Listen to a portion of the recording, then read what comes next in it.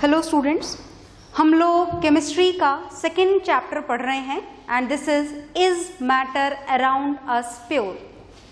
और last class में जो हमने टॉपिक स्टार्ट किया था this is concentration of a solution.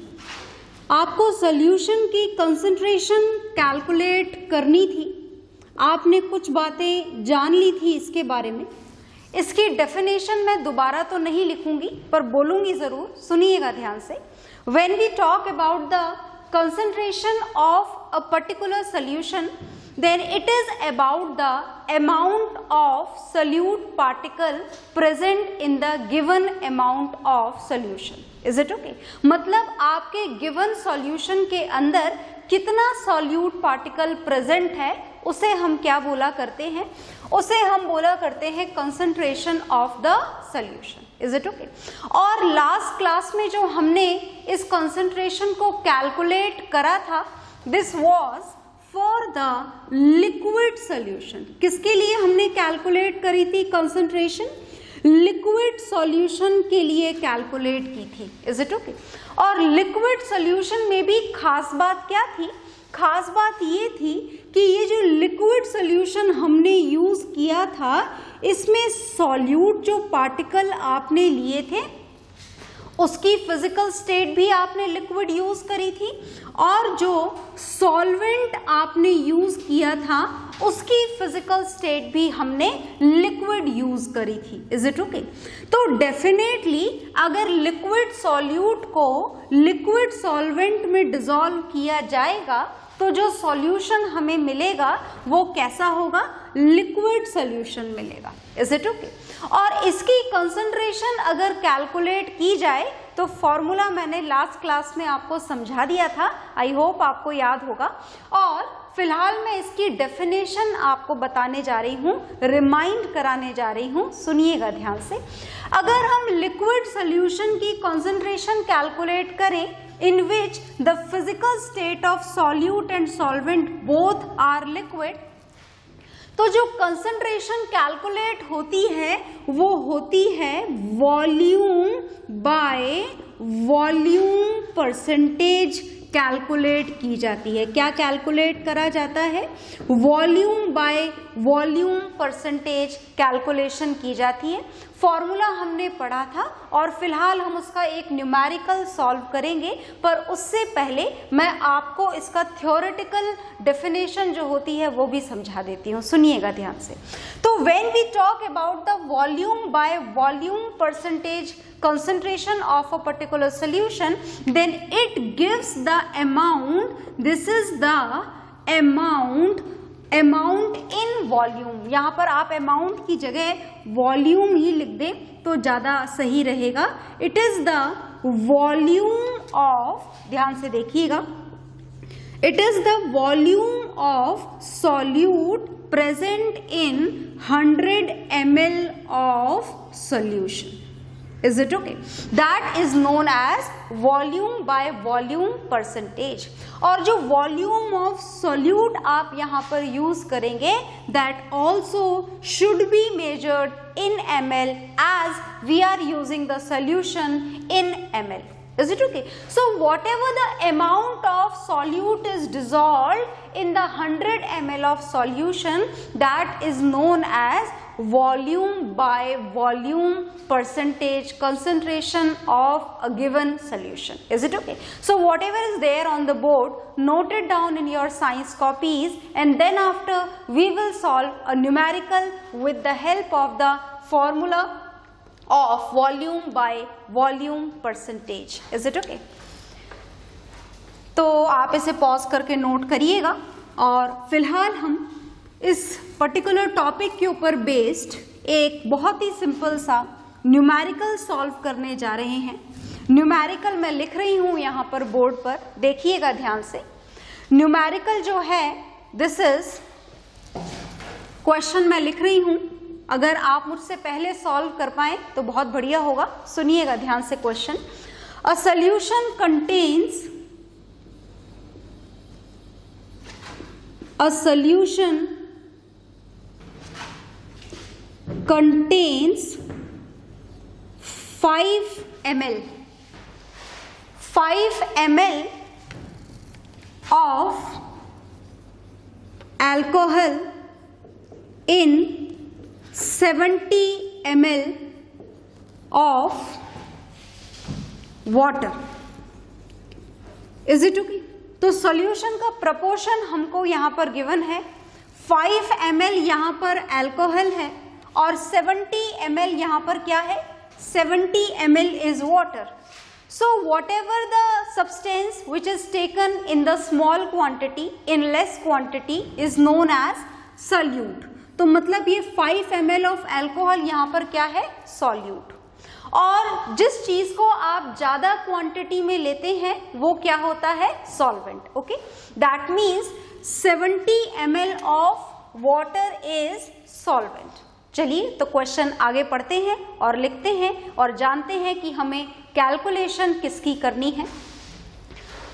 Calculate, question में जो इन्होंने हमसे पूछा है, this is calculate the volume by volume, volume by volume, percentage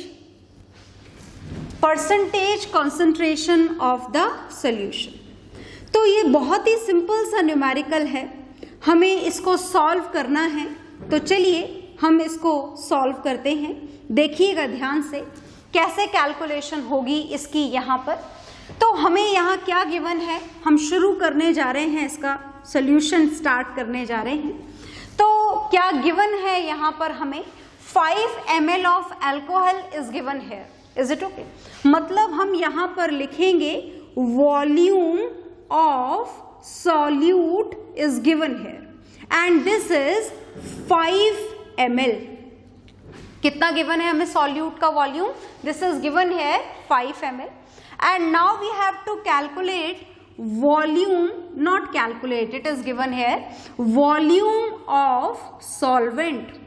और ये हमने अपने आप ही समझ लिया कि ये जो वाटर का गिवन अमाउंट है which is given here, this is 70 ml, ये यहाँ पर क्या है, सॉल्वेंट. ये आपको अपने आप समझ लेना है क्योंकि ये बेसिक इंफॉर्मेशन है जो हमें ऑलरेडी पता है.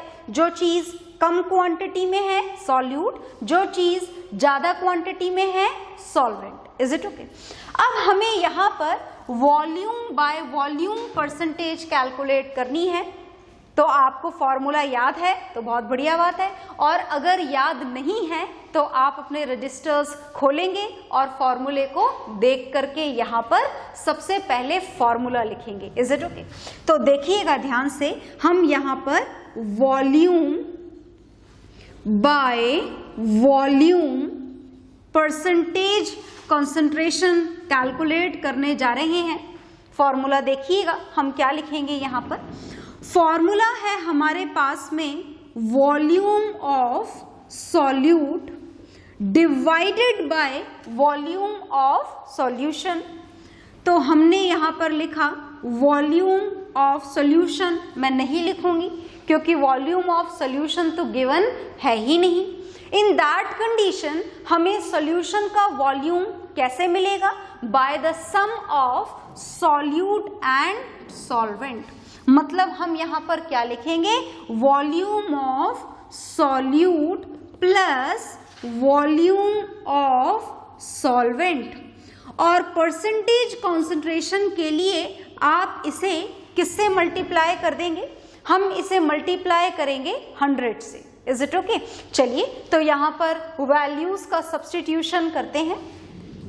वॉल्यूम ऑफ सॉल्यूट यहाँ पर कितना गिवन है, दिस इज 5 ml.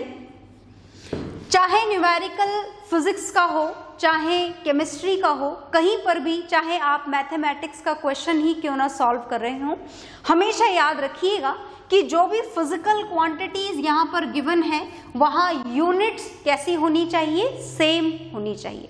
ऐसा ना हो कि यहाँ पर ml गिवन हो और यहाँ पर लीटर्स गिवन हो, ऐसा नहीं होना चाहिए. और अगर ऐसा गिवन है तो फिर आपको सारी फिजिकल क्वांटिटीज को सिमिलर यूनिट्स में कन्वर्ट करना होता है. ठीक है, तो यहाँ पर ऑलरेडी सिमिलर यूनिट्स गिवन है, this is ml and here also volume of solvent is also given here in ml. Okay, जो आगे देखिए यहाँ पर 5 ml divided by volume of solute कितना है 5 प्लस वॉल्यूम ऑफ सॉल्वेंट कितना है 70.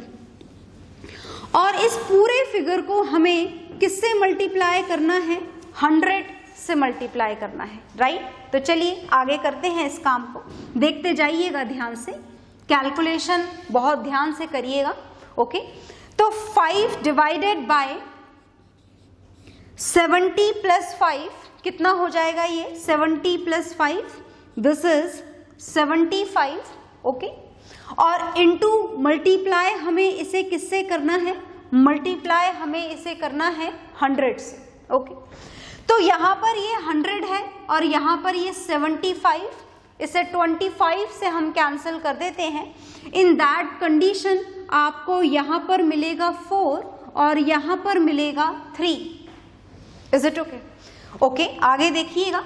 नेक्स्ट जो कैलकुलेशन हमें करनी है, न्यूमरेटर को न्यूमरेटर से मल्टीप्लाई करेंगे. 5 इंटू 4 इज 20 डिवाइडेड बाय 3. अब 20 को 3 से आपको डिवाइड करना है. मैं यहाँ साइड में कर देती हूँ, वैसे जरूरत नहीं है, आपको आता होगा, फिर भी कर रही हूँ मैं, देखिएगा जरूर. हम 20 को डिवाइड करने जा रहे हैं, 3 से डिवाइड करने जा रहे हैं. 6 टाइम्स डिवाइड हो जाएगा, ये 18 आ जाएगा. ओके, माइनस कर देंगे आप, 2 आ जाएगा. डेसिमल लगाएंगे हम, 0 आ जाएगा. एंड अगेन 6, अगेन 18 माइनस 20 20 और 6.6666 आता ही चला जाएगा. यहाँ पर ये दोबारा से 6 आ जाएगा. और देखिएगा, मैं आपको पहले भी बता चुकी हूँ, दोबारा बताने जा रही हूँ. 666 अगर ये आता चला जाए तो आप डेसिमल के बाद में आपका आंसर सेकेंड डिजिट तक बहुत होता है, इनफ होता है, सफिशिएंट होता है. और उस कंडीशन में आप इसे राउंड ऑफ कर सकते हैं. सेकेंड डिजिट को राउंड ऑफ करने के लिए थर्ड डिजिट देखनी होती है.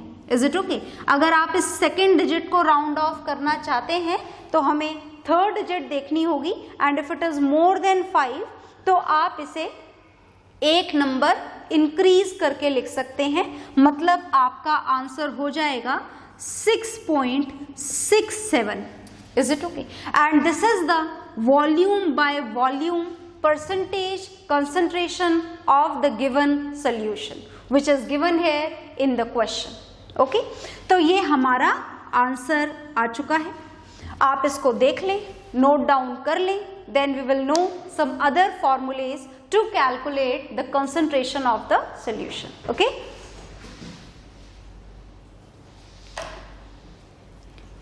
तो आई होप आपने नोट डाउन कर लिया होगा, और नहीं करा है तो पॉज करके करेंगे ज़रूर. नोट डाउन करना बहुत ज़रूरी है. इसके बाद में हम कुछ और तरीके से कैलकुलेट करेंगे किसी भी सॉल्यूशन की कंसंट्रेशन को, और कैसे कैसे कैलकुलेट किया जा सकता है देखिएगा.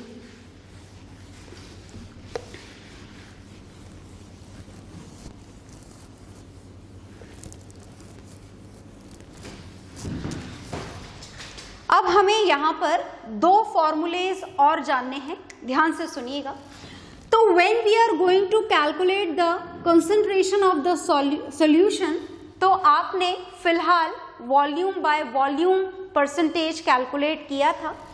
अब हम क्या कैलकुलेट करेंगे? अब हम कैलकुलेशन करेंगे मास by mass percentage calculation. Is it okay? और जब हम मास बाय मास परसेंटेज कैलकुलेशन करते हैं तो सबसे पहले तो हम इसका मतलब समझें कि मास बाय मास का मतलब क्या होता है. तो मास बाय मास का मतलब सुने सबसे पहले तो. According to this it can be defined as the amount, बहुत ध्यान से सुनिएगा, amount of solute in grams. Is it okay? मतलब आपको सॉल्यूट का मेजरमेंट किस में करना है? ग्राम्स में करना है. Is it okay? ठीक है, वॉल्यूम मेजर यहाँ पर नहीं करना है। तो आप मतलब समझ गए होंगे कि हम यहाँ पर सॉल्यूट कौन सी फिजिकल स्टेट में लेने जा रहे हैं? सॉलिड। Is it okay? अच्छा, इसका मतलब ये नहीं है कि आप लिक्विड का मास मेजर नहीं कर सकते, मास तो आप लिक्विड का भी मेजर कर सकते हैं। Is it okay? No doubt हम लिक्विड को वॉल्यूम के थ्रू मेजर करते हैं, पर वॉल्यूम के साथ साथ उसका मास भी मेजर किया जा सकता है। Definitely it has some matter in it, then definitely it has some mass in it. Is it okay? तो amount of solute in grams, okay, dissolve, बहुत ध्यान से देखिएगा, dissolve in 100 grams of solution. मतलब हमें यहाँ पर ये mass by mass percentage concentration को जानने के लिए हमें क्या जानना होता है? यहाँ पर amount of solute particles in grams. Is it okay? Whatever it is dissolved in 100 grams of solution. Is it okay? तो solution भी आप किस में मेजर कर रहे हैं? solution का भी आप मास मेजर कर रहे हैं और solute का भी आप मास यूज करेंगे, which has to be measured in grams. तो फॉर्मूला हम यहाँ पर कौन सा यूज करेंगे वो सुनिएगा ध्यान से। जब हम मास बाय मास परसेंटेज कंसंट्रेशन का कैलकुलेशन जब हम इसकी करते हैं तो कैसे किया जाता है?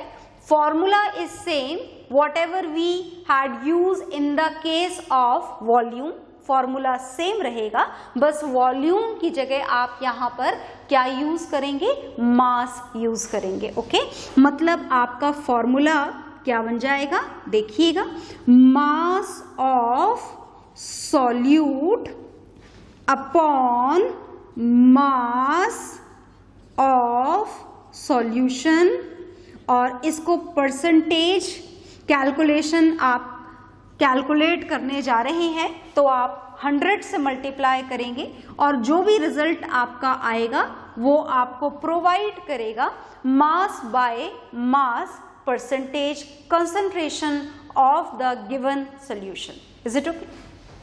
यहां पर भी कंडीशन सेम है, अगर मास ऑफ सॉल्यूशन गिवन नहीं है तो आप इसे कैसे कैलकुलेट करेंगे?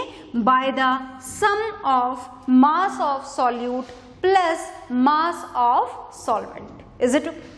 इसी तरीके से एक और कैलकुलेशन आपको करनी पड़ सकती है अकॉर्डिंग टू द क्वेश्चंस, अगर ऐसा क्वेश्चन आ जाए तो। ये लास्ट पॉसिबिलिटी है कंसंट्रेशन कैलकुलेट करने की, and this is mass by volume percent calculation. Is it okay? बात समझ में आई? क्या हम इसको भी डिफाइन कर सकते हैं? बिल्कुल डिफाइन कर सकते हैं। देखिएगा, यहां पर मास बाय वॉल्यूम है, इसका क्या मतलब है? It can be defined as the amount of solute particles in grams. Amount of solute particle in grams. Okay, and now this has to be dissolved. किसमें dissolve करना है आपको? in 100 ml of solution. मतलब 100 ml of solution में whatever the amount of solute is present in grams is known as mass by volume percentage calculation. Is it okay? मतलब ये हुआ कि आपको सॉल्यूट का तो मास मेजर करना है और ये सॉल्यूशन का यहाँ पर ml, आपको ml में या लीटर में जिस भी फॉर्म में आपको गिवन है क्वेश्चन में उसमें यूज करना है, पर डेफिनेशन तो यही रहेगी 100 ml ऑफ सॉल्यूशन। आ गई बात समझ में? तो चलिए हम इसके लिए भी फॉर्मूला लिख देते हैं। whenever this mass by volume percent has to be calculated, तो फिर क्या करना होता है? फॉर्मूले में हमें क्या यूज करना होता है? सॉल्यूट का क्या यूज करना है? ग्राम्स में यूज करना है। मतलब आपको यहाँ पर सॉल्यूट का क्या मेजर करना पड़ेगा? मास। और सॉल्यूशन आपने किस में लिया है, ml में, मतलब आप डिवाइड किससे करेंगे, वॉल्यूम ऑफ सॉल्यूशन से, और मल्टीप्लाई आप किससे करेंगे, 100 से। Then you will get the mass by volume percentage concentration of the given solution. Is it okay? तो देखिए फॉर्मूले ऑलमोस्ट सब जगह ही सेम है।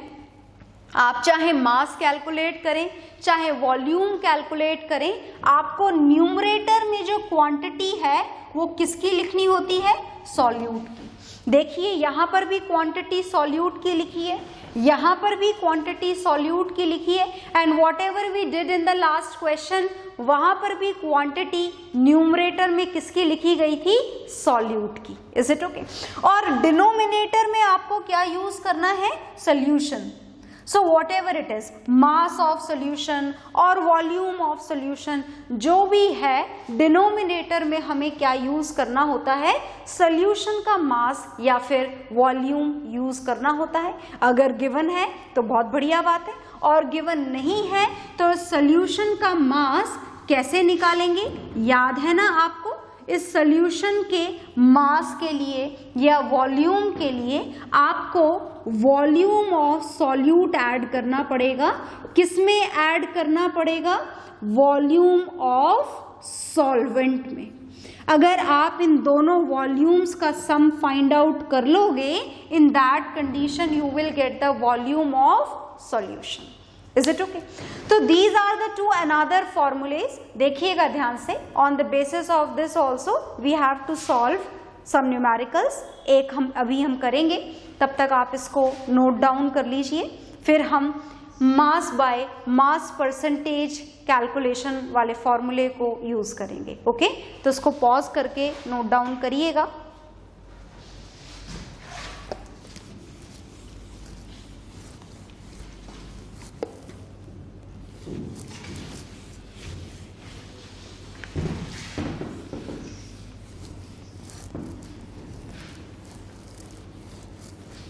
तो हम अब एक क्वेश्चन सॉल्व करने जा रहे हैं दोबारा से। बहुत ही सिंपल सा इजी सा क्वेश्चन है, ध्यान से सुनिएगा और करिएगा। तो हम क्वेश्चन करने जा रहे हैं, दिस इज क्वेश्चन नंबर 2, एक हम कर चुके हैं। अकॉर्डिंग टू दिस क्वेश्चन, मैं क्वेश्चन लिख रही हूं, अ सॉल्यूशन कंटेन्स, बहुत ध्यान से देखिएगा और मेरे बताने से पहले ही आप कर लें तो बहुत बढ़िया होगा। Is it okay? तो आप क्वेश्चन लिखते ही शुरू हो जाइएगा। A solution contains 40 grams of common salt. Common salt जानते हैं ना आप, this is sodium chloride, common salt जो हम हमारे घरों में किचन में यूज करते हैं, that is common salt. And this 40 gram of common salt is dissolved in 320 grams of water. Is it okay? और अब आपको यहां पर क्या कैलकुलेट करना है, calculate mass by mass percentage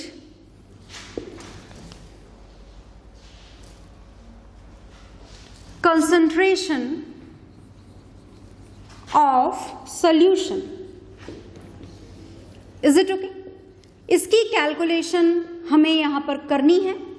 तो देखिएगा यहाँ पर, हालांकि इन्होंने मेंशन भी कर दिया है कि कैलकुलेशन मास बाय मास करनी है, और इन्होंने मेंशन ना भी किया होता तो भी हमें समझ में आ जाना चाहिए, क्योंकि solute is this common salt as it is going to be used in small quantity.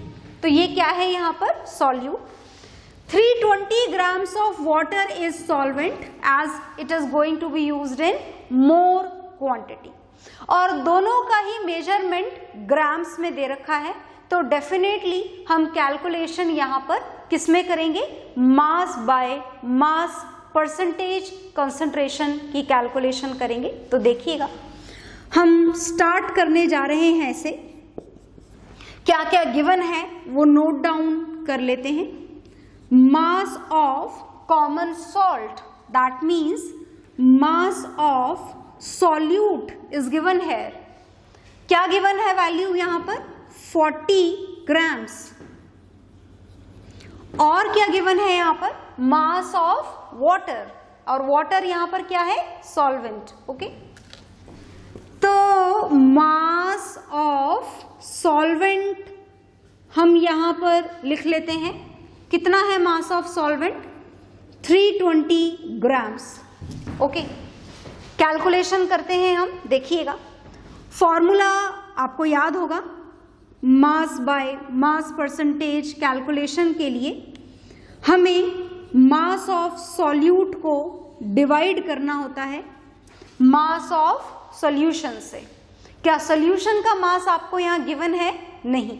In that condition mass of solute में आप ऐड कर देंगे मास ऑफ सॉल्वेंट और इसको मल्टीप्लाई करेंगे 100 से। ओके, तो हम मास ऑफ सॉल्यूट कितना गिवन है? देखिए 40 ग्राम्स। मास ऑफ सॉल्यूट दोबारा पूछा है, same 40 grams. Mass of solvent ढूंढिए, mass of solvent, it is there 320 grams, और इसको आपको मल्टीप्लाई करना है 100 से। तो आगे करते हैं हम इसकी कैलकुलेशंस को कंटिन्यू।